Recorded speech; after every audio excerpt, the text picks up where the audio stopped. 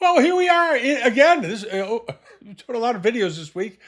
We got home a few days ago, and we're all unpacked now and getting things back to normal. And today is what's today, the 12th of September. And of course, we're in the middle of Asia Week down in New York. There's a lot going on there, and this is something we've been talking about here, and many of you have been talking about it now for the last couple of months because the Asian art and the antique market in general has been pretty quiet outside of some sales in the eastern United States and New England, few here and there, but not much going on. Now we're into September, and bang, you've got all the auction houses in the New York area have got something going on. There was a very successful sale that Sotheby's just had in Hong Kong of the EC collection. Did very well. I was thrilled to see that. That was sort of the canary in the coal mine leading up to Asia Week in New York, and the prices were extremely strong. Now he had apparently very low reserves, if any, on the things, and there was some financial reasons why the collection was being sold. I guess he was having some issues, as people have from time to time. So the collection goes, and all of the pieces did very well. I think they had one lot that didn't sell out of the entire sale. And what was interesting about that sale was that most of the things in it were bought from major dealers. They didn't. He was not an auction house buyer, and we've seen this before. And we've talked about it before, where you have some of the greatest collections, the Irvings and these people. They were not auction buyers. They bought from good dealers. They built relationships with dealers, and they built superb collections. And because people often say, well, why buy from a dealer? You pay a little extra. You pay a sort of a premium to buy from a dealer versus getting it straight from the auction house. Well, the reason is that the top dealers are better at filtering than you are. The average collector cannot filter and examine and evaluate a piece at the level that a good dealer can. And I don't care how good the collector is. Every good collector I know has worked with a good dealer to keep them on the path.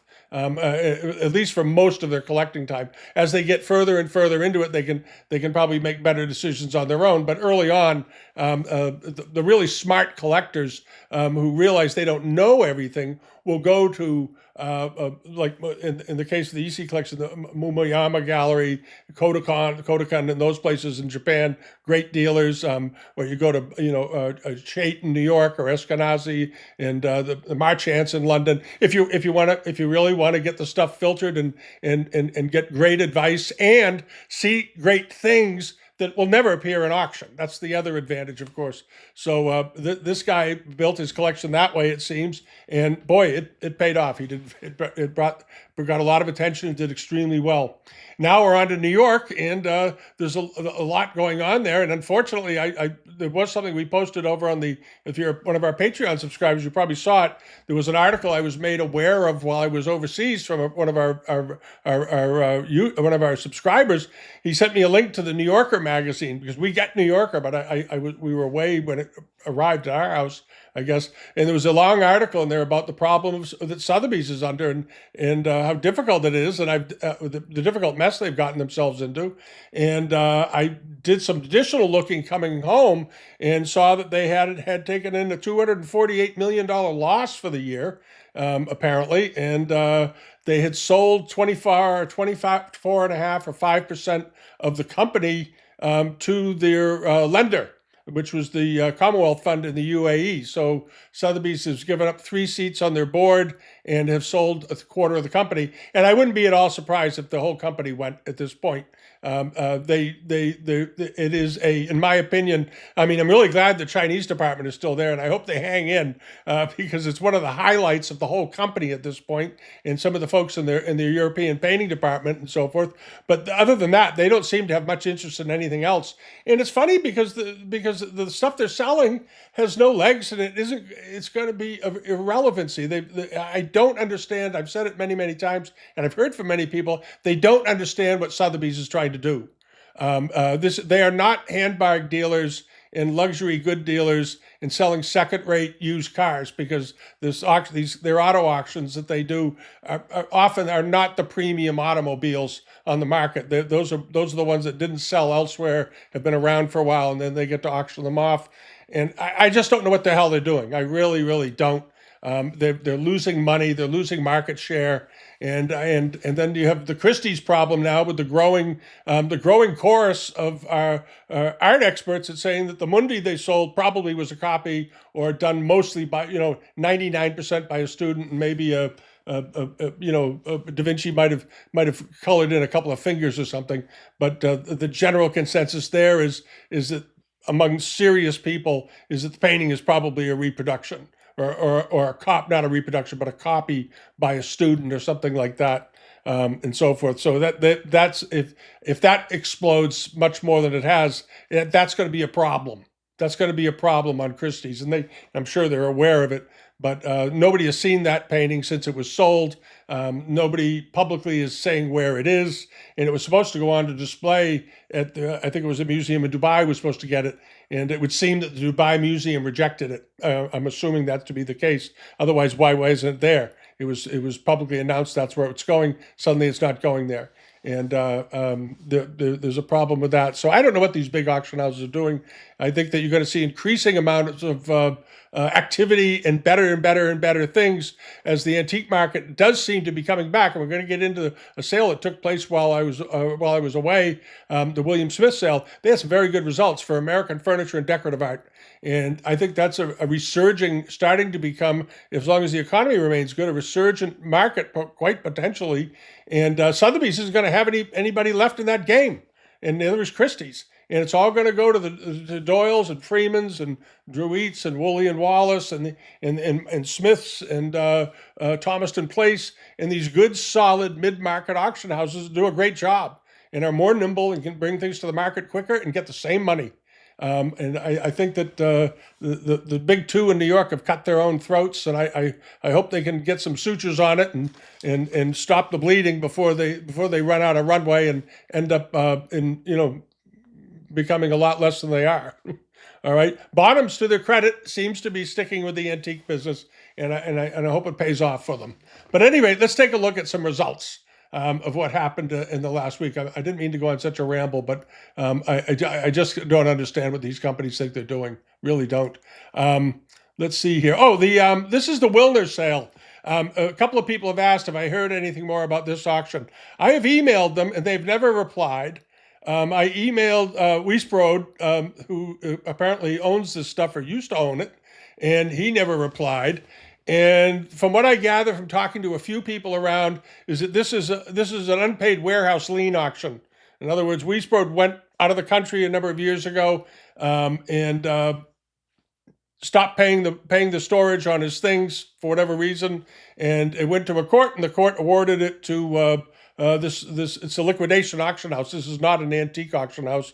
They don't sell. They sell everything from hydraulic jacks to real estate to anything. They're just general commercial auctioneers, and somehow they got the deal to do this. And they don't want to talk about it for whatever reason.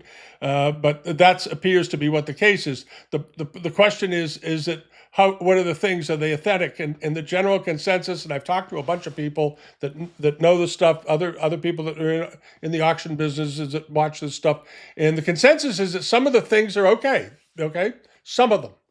And some of the pieces that are okay are not top pieces. They're sort of the more standard, inexpensive early bits of pottery and that sort of thing.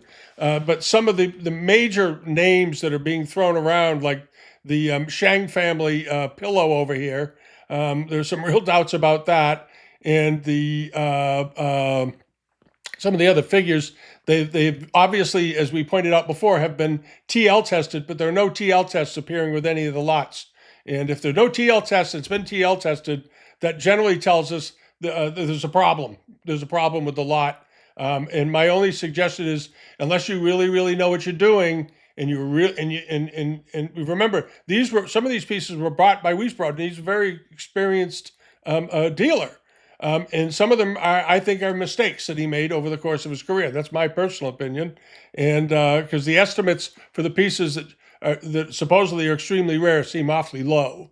All right. And a number of the pieces have drill marks in the bottom. And there's some obvious fakes in the sale, too. And I'm going to just give you an example because I know probably some of you are looking at them. This is one of them. It's a pair of jars. These are not transitional pair of Shunji jars. These are knockoffs.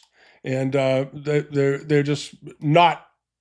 They're just not, in my opinion. The decoration, the coloring, and so forth, the patterning, the way they're decorated. There's the bottom of it. I just don't like. The drawing on these just looks really sketchy. Just looks really, really strange. The way these areas are done. I'm just not buying them. All right, it's my opinion. And there's some other pieces in there too. This brush rest that's supposed to be Ming. It's not a Ming brush rest. It's a contemporary thing, in my opinion, that was made to fool people. This is a piece. It's not even a well-known. It's not even a form that you really see. This mountain form done in this style. It just doesn't. This just doesn't hold up as a Ming anything from that viewpoint there, and so on. One of the things that is on the sale, though, there's some good books on the sale. This is the Topkapi Sare Museum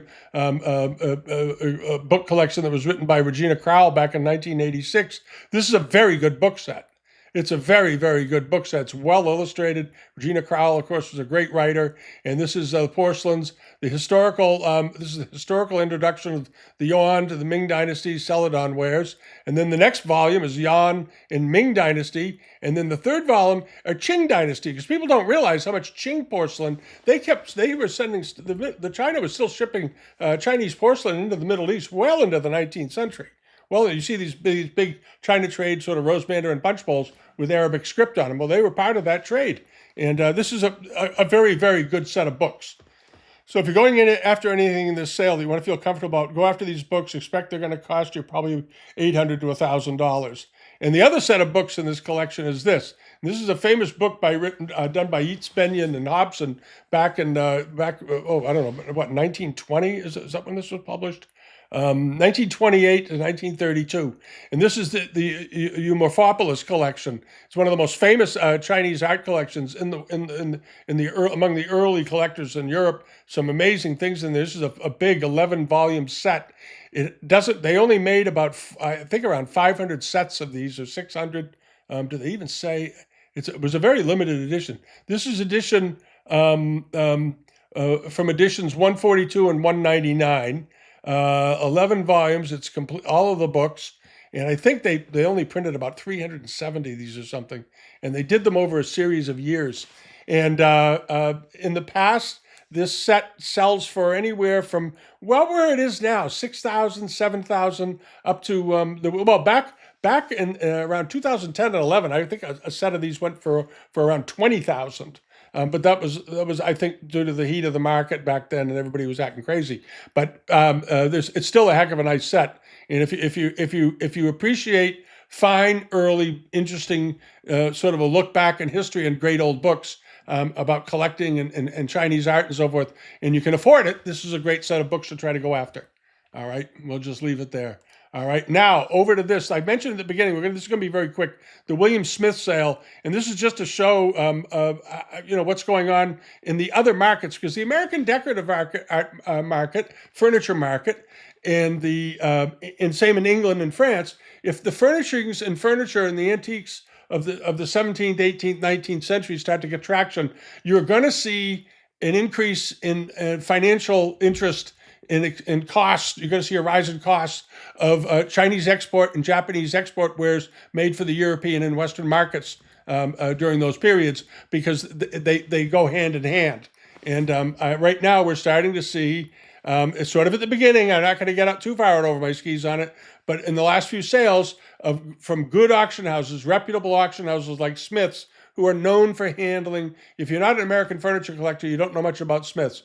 But if you've been buying and selling or collecting American furniture for any length of time, you know they get good things. They've had some phenomenal pieces of American furniture. They've been around a long time. They've got a good reputation. A lot of old school collectors got their things often bought at Smiths.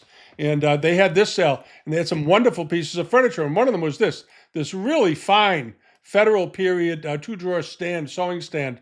This was a really good one. You got the slide on the side there. That's where the sewing bag, you pull that out, and there's a frame, and the sewing bag where you keep the sewing materials would go hang underneath.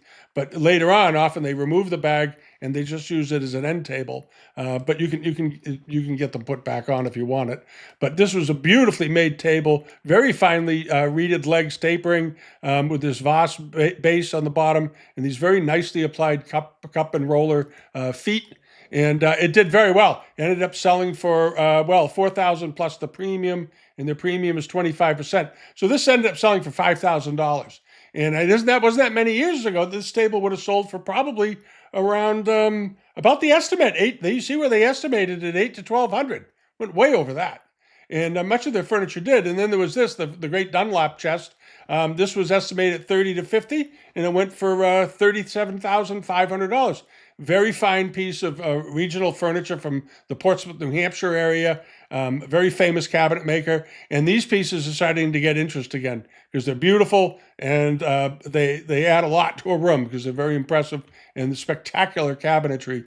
And I noticed also the Druid sale over in the UK this past week. They had a sale, and their furniture, their English furniture, did quite well, and Japanese Amari did really well. I couldn't believe it. There were a couple of pieces I thought would bring 3 to 4,000. One of them brought over 10,000.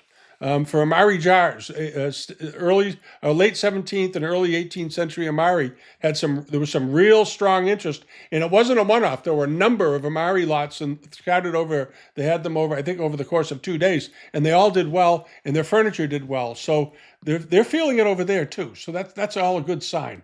And then there was this very nice compass rose inlaid camphor wood chest. This was a heck of a nice chest. It might have been a Chinese chest, incidentally, and the compass rose was added to it because they didn't make a lot of camphor wood chests in the West. And that looks a lot like China trade with an added handle, and that somebody did a compass rose on it. I'm not sure, but it does have that look to it. Also, the proportions, the thickness of that top makes me think that. There's the inside of it.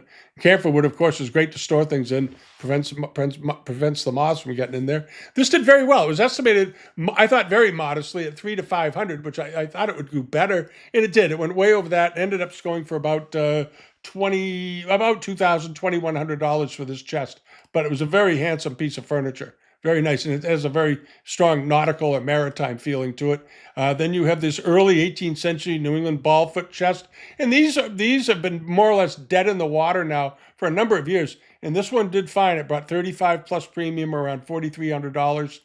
Nice early piece of American furniture made around 1700. And then there was this. This was one of the things that really got to test the market was this. It was a highboy step, and these are a set of drawers that you add on to the top of a flat top highboy chest, American chest, and you would put this up there as sort of an addition, like an annex, so you'd have a few more places to put things. They're very rare; they don't turn up very often. And this was estimated at just $1,000 to $1,500 because in the last few years they haven't been bringing anything. This one brought $9,000 plus the premium, so around $12,000 for it. And that's sort of the prices they were bringing 20 years ago.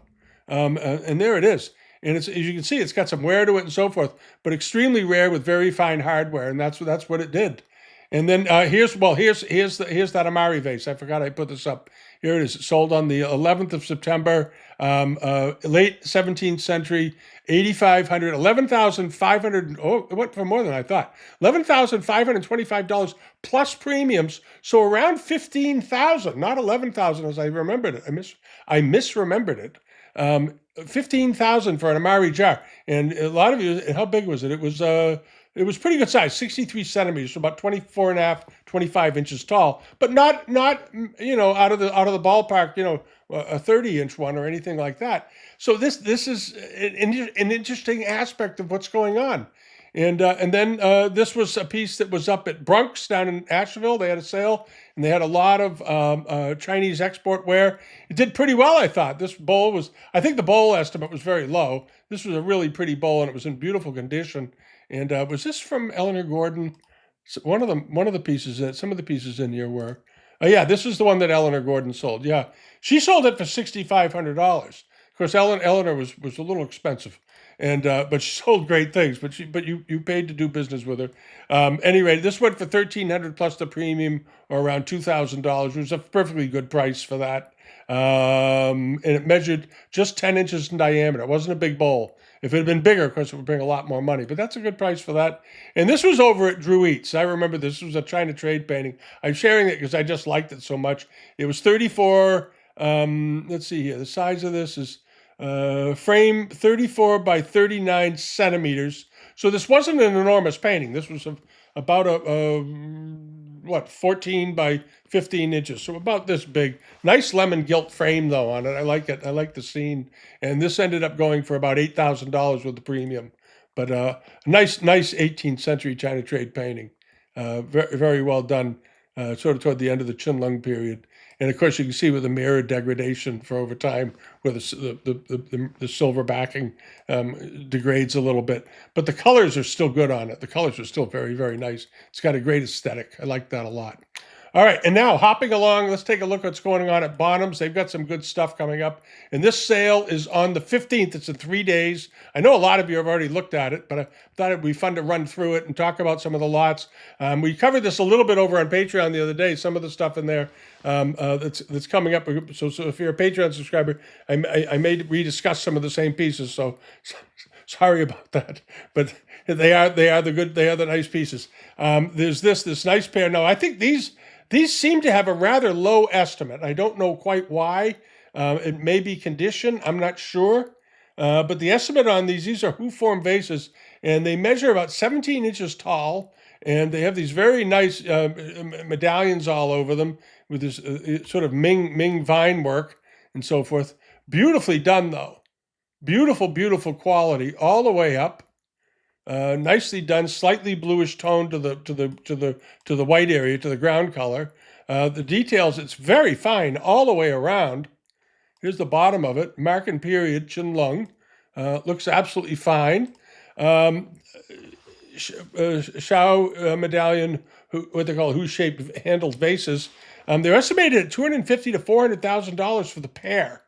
And to me, they seem better than that. Now, maybe the interest in these has shifted, but in the past, it seems to me pairs like this would have been estimated more in the $500,000 to $800,000 range. They seem lower by a good bit. Now, maybe they'll go through it. They often, as you know, they often do, and they often put modest estimates on things to encourage competition. Because what this is saying is that the pair of these are buyable for $250,000, because you're not going to have a reserve higher than that. So I think the opening bid is $250,000. That seems low. That seems low to me. And of course, you can't have an opening bid of $250,000 and then have a high range estimate on top of that of $800,000. So maybe what they had to do is they had to pull both brackets down more toward the lower end to make the opening bid make sense. So we'll see how this psychology works out. But I think that's maybe what they're doing. And then this is in the sale also. This very, very fine Zhaijing period Ming pot. And these are well known. Those of you that have any good books on Chinese blue and white, Macintosh's book or any of them, you'll see one of these in here, or one of this type. They're very, very rare. They're very beautiful. I love the big gutsy lid on it with a very big finial, nice strong finial, but very nice color. The cobalt blue on this one is really, really fine. It's a good, clear, crisp blue. The way the heads of the boys, the facial expressions are done are very, very nice. And as I recall, this is about 10 inches tall, is it?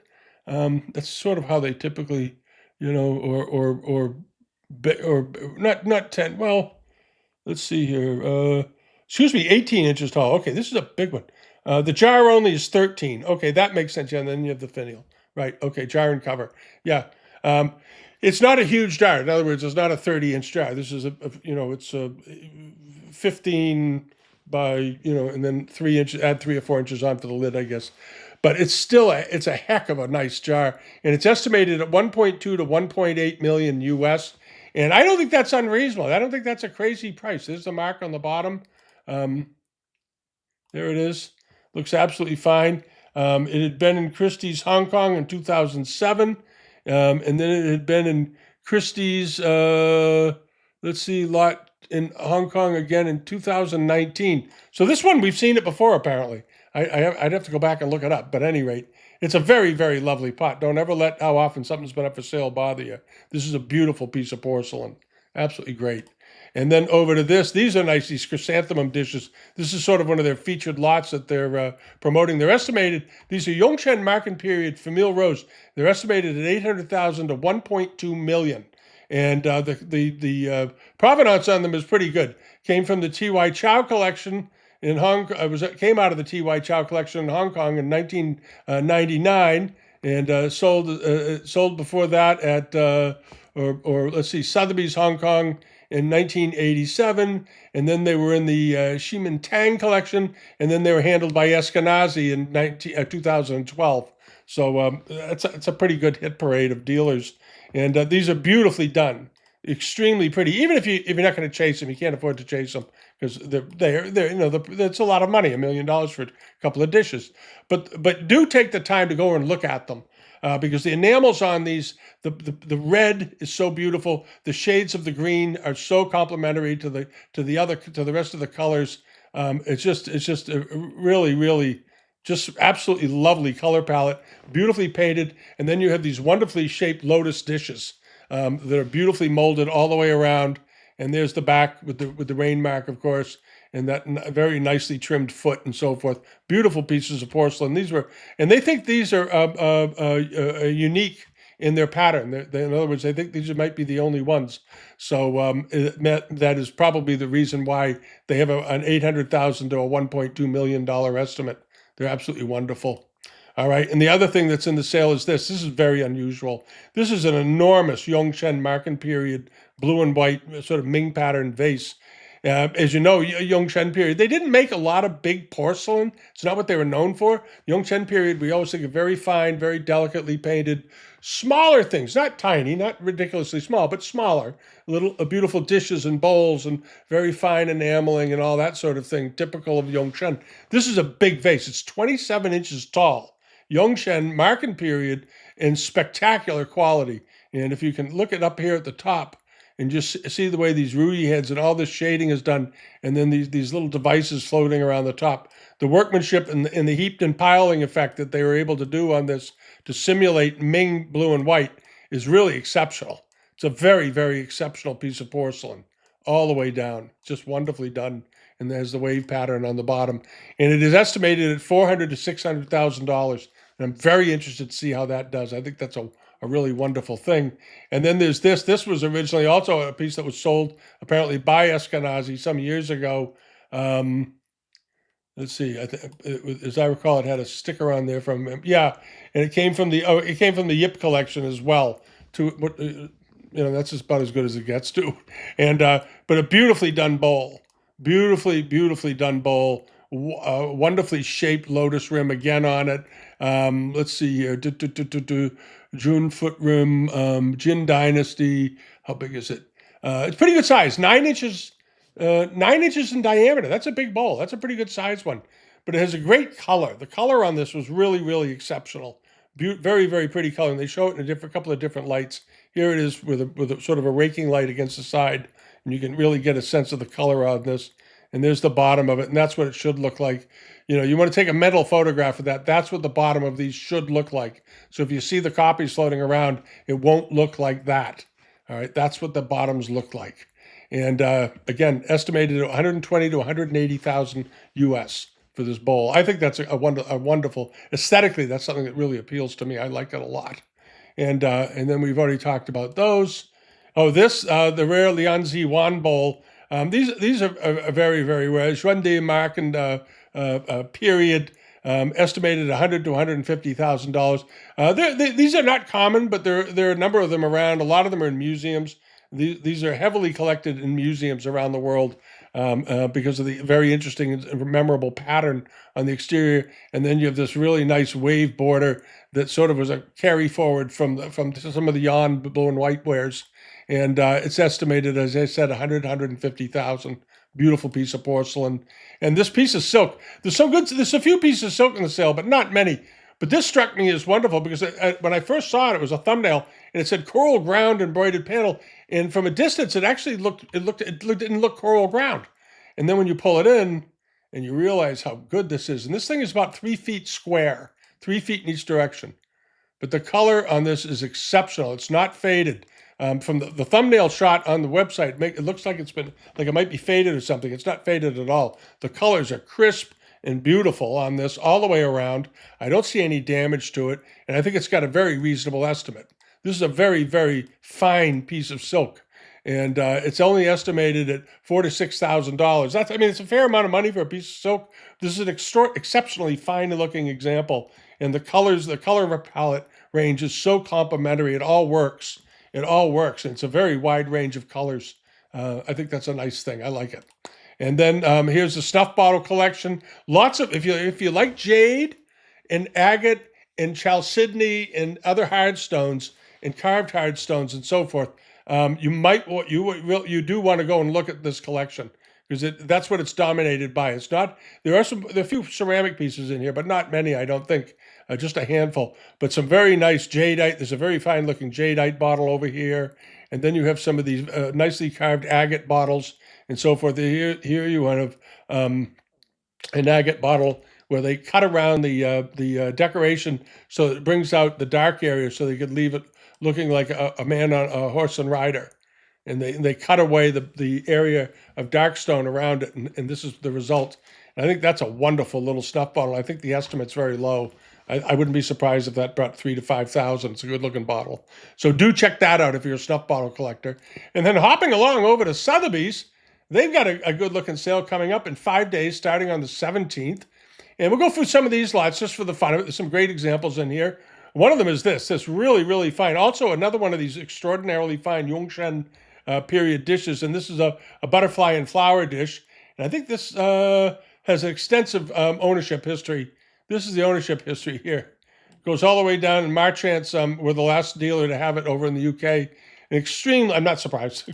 It's a really, really fine piece. It started out in the Gardner collection, but exceptionally fine with this very nice blue ground, and then sort of goldish yellow enamels over it, and then a brighter yellow on the outside and pink, and then all of the colors in a profusion brought back in and used on the flowers and the butterflies in the middle. Just a wonderful, wonderful looking porcelain. And there's the back of it. It won't have a mark on it, of course, because it was made for the export market. And it was exhibited in Manchester in 1913. And it's got a couple of, who's the other dealer on here? It doesn't say, does it? Doesn't enlarge enough. Anyway, as you saw, it had a very long ownership history. $50,000 to $70,000 estimate, and it measures 8¼ inches in diameter. But again, one of these nice a real little masterpiece for that. And then this is the Qinlong Kangxi period, rather, carved celadon brush pot. And I talked about this yesterday in the Patreon video, because I think the estimate is awfully low, and I don't know why. Maybe one of you know. If you know why the estimate is so low on this, let me know. Because these pots, like of this quality, and with this particular mark, it has a very well-known mark on the bottom. It is the what do they call it? It's the Where's Hang Shandao mark, and it's the sort of the what's it? The keeper of knowledge. It's an admonition for great knowledge and wisdom from the highest mountain and as large as a bear, I think was the expression they used once for it, something like that. And you see these occasionally on celadons, and there's a few brush pots floating around where they were used on the Ode to the Red Cliffs as well. But this is a particularly nice one. Very deeply carved. It's got a tiny, tiny nick out of the bottom. But in the past, I remember in the late 90s, there was one that sold like this, and it brought about $20,000. And since then, this type have sold in the $40,000 to $60,000 range. So I'm not quite sure. Why am I getting advertisements? For $40,000 to $60,000 range. So I don't understand the $8,000 to $12,000 estimate, unless there's just their way of saying there's a reserve on it, but it's not much, and we're absolutely going to sell it. But because if you can buy it for $12,000, I think it's a hell of a good buy. I think that's a great buy. All right, and then hopping along over to this is this very rare Guy octagonal cup that's going to be in the sale. It's estimated at, well, the estimate on this is very wide, $500,000 to $1 million. That's sort of, in other words, that's their way of saying we have no idea what this thing is going to bring. But it's a very, very fine example, and these faceted examples with this sort of creamy white glaze always do very, very well, as you know. And there's the exterior of it. It'll be very interesting to see how this does. Again, $500,000 to $1 million estimate. The provenance is all they say. It came out of a private collection acquired prior to 2004. Now, without a long provenance, that maybe why they gave it a wide berth on the estimate. These pieces scare people. I suspect it's probably fine, and I'm sure they went over this with considerable caution to make sure it's okay. But we'll see how it does, because everybody knows that they were making copies of these in the 90s as well. So acquired before 2004 doesn't mean much, but they must have confidence in the piece in order to put it in the sale with that much of an estimate. All right, and then there's also this in the sale. There's a very nice Gian black glazed hares for a bowl, Southern Sung, very strong color on this, beautiful black color. This is a very desirable one. It has a dry sort of matte finish on it, and then you can flip it around. There's the interior and so forth. Now it's got these types are fairly rare in just plain black, and of course you get the box set and all that business and the documentation and ownership history and all that business. Here's the bottom of it. This is a very rare bird, and we'll see how it does. Again, estimated at 50 to 70,000. I don't know. I don't know how this will do. It's an awfully nice example, but some of these black ones and the dark ones, they like them better when they have oil spots on them. Then they bring the world. But a pure black one like this is rare. It is rare. So that may drive a couple of collectors crazy, because they'll just have to have it. So we'll see. And then this very nice pair of bronze figures of Buddhist monks. Here they are, very beautifully finished, nice patina on them, very clean, very crisp, very perfect. And they measure, how big are these things? They were pretty good sizes, I remember. Yeah, they're 26 inches tall. They're good size. And how did they date them? Did they? They just called them Ming. Okay, so they didn't say they look late Ming, or even early Qing possibly, but they're very nice and they're big, and they're estimated at $100,000 to $200,000. But remember, they're over 2 feet tall. These are quite large. These are big bronzes, and they'd make a heck of an impact on a room. And again, beautiful color. And then there are some other bronzes in the sale too, and I'm going to show you these. Because you remember we had that experience with that wonderful gilt splash bronze Mei Ping at Leland Little last year that was big and on the unusual side. And as often happens, when you get a particular type of something in the antique market turns up and it does pretty well, you'll have people out there. It doesn't have to be for $1 million. You have people out there that have similar examples, and they haven't done anything with them because they thought, well, it's probably not worth that much, 5 to 7,000. 6 to 8,000. And then in the last few years, Doyle had some good bronze results last year. I believe Freeman Hindman did as well. Bonhams had some good results. So what happens is that people that have pieces that pay attention to the market are saying, well, maybe it's a good time for me to move mine. And so this sale has got 3 or 4 of these very large gilt splash bronzes. And this is the thing that drove the one over in North Carolina so high. This is an 18-inch tall example. It's very, very nicely done with the food dogs on the neck, and nice splashes all the way down. Estimated 18 inches, estimated at $15,000 to $25,000. And then there are these. These I think are just extremely pretty. They're early 18th century examples, but the creatures on the tops are beautifully done. These are really nice. They measure about 10 inches tall. They have a great surface on them. Extremely fine, warm, cocoa brown color. I think these are just very elegant.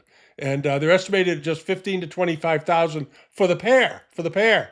And they are, as I said, 10 and 1/8 inches tall. But they're just beautiful examples. And then there's this one, another one, gilt splash bronze, again, estimated at $15,000 to $25,000. It also is on the big side, 13 3/8 inches, but has very nice detail and pretty gutsy splashes on this one. Bigger pattern splashes, and then a band of archaistic design around the shoulder, and then these sort of elephant modified elephant or creature head handles They look like elephants, actually, with flattened heads coming down with rings on them. But very, very nice. And again, estimated at 15 to 25,000.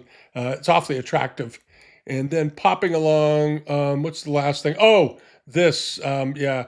This is a real rare thing. This is one of these Dali Kingdom Buddhas from the 12th century, and they turn up every once in a while, and they always bring a lot of money because they were fairly rare. It was an outlying community of the Buddhist cult, and these things are just beautifully made.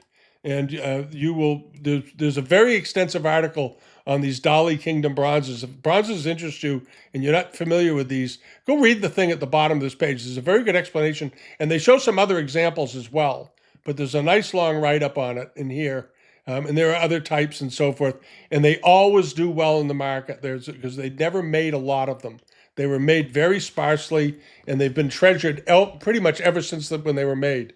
And the researchers don't ever think there were ever a lot of them because the kingdom itself was sort of during the same mirroring alongside the Sung dynasty, and but it wasn't a vast population.